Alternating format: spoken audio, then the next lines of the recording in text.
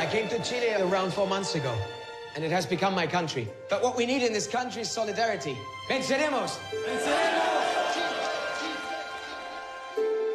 Donc on vient de voir Colonia, avec Emma Watson et Daniel Brühl. Énorme, c'est un film sublime, tant par le jeu des acteurs que techniquement. J'ai énormément aimé ce film, parce que c'est rare qu'un film me prenne autant dans une ambiance, et là pour le coup il l'a fait. J'ai adoré le film, c'est un film ultra tendu et qui nous tend, nous, spectateurs. Enfin, ça m'a fait le même effet que Prisoners de Villeneuve.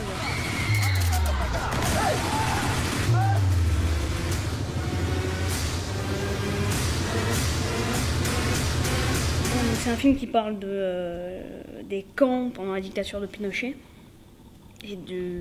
Et aussi, il y a toute une partie sur comment ils ont dissimulé ces camps. Et je trouve que c'est bien de parler de ça parce que ça fait un moment que c'est arrivé.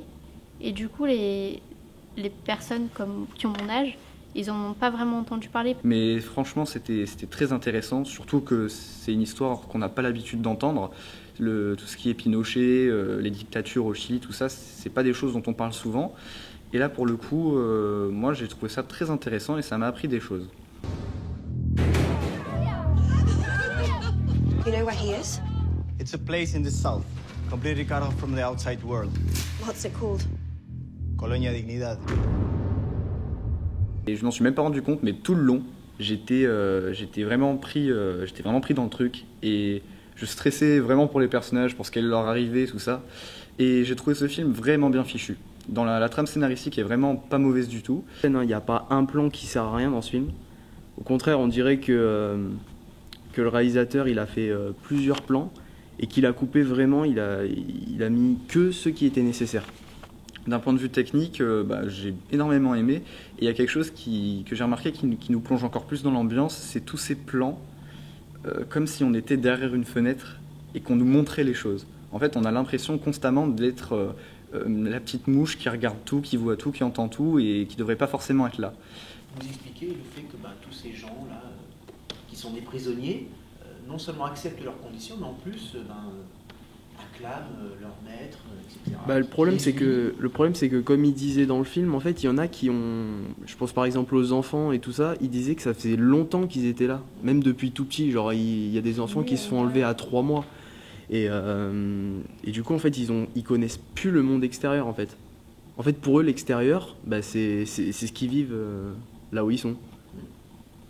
En fait pour eux le monde se résume à cette espèce d'asile quoi. It's a kind of cult run by a man called Paul Schaefer to set up a world according to his rules in the middle of nowhere. What if I went there, joined up? I wouldn't do that. I may never get back out. Come in. Michael Nyqvist, c'est ça ? Lui, mais alors, il est malsain au possible, c'est un taré ce gars. Dans son regard, on voit, c'est le gourou par excellence. Lui, mais alors, c'est formidable, ce rôle, il lui va à merveille. Et il me faisait flipper. This is a poor and humble life. Once you join us, you must remain. Is that how you serve the Lord? You must have a boyfriend, someone who loves you. No. I took you in like a daughter. Now you show your true face.